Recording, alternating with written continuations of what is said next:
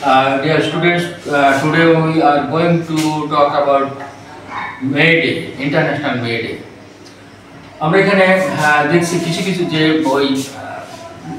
বইটার ভিতরে বা ওই গল্পটার ভিতরে যে গ্রামারগুলো আমাদের জানার দরকার সেগুলো আমরা বলছি।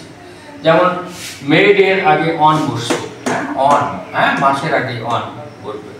আর যে সেন্টেন্সগুলো আছে এখানে, যেমন international workers day is observed, এটা হলো বি ভার্বের পরে ভার্বের 3 হয়, অবজার্ভ, তার মানে object plus be verb plus ভার্বের 3, এই নিয়ম।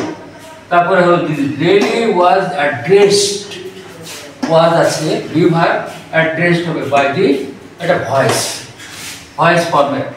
সাম স্ট্রাইক ব্রেকার্স স্টার্টেড লিভিং। কোন সেন্টেন্সের ভিতরে দুটো ভার্ব পরপর থাকলে প্রথম ভার্বটা যদি পাস্ট ইনডিফিনিট হয়, পরেরটা ভার্বের সাথে আইএনজি যোগ করে দেয়। স্টার্টেড লিভিং বা স্টার্ট লিভিং আর স্টার্ট গোয়িং, এই ধরনের।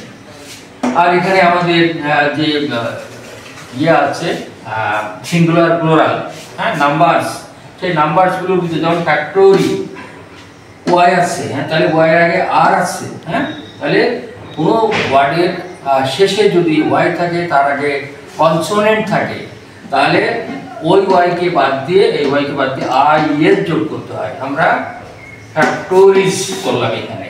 দেখো আরেকটা আছে বেটার পে বেটার লাইফস, তাহলে এখানে লাইফস, লাইফ, লাইফ থেকে এর পরিবর্তে ভি এর যোগ করতে হয়, লাইফস।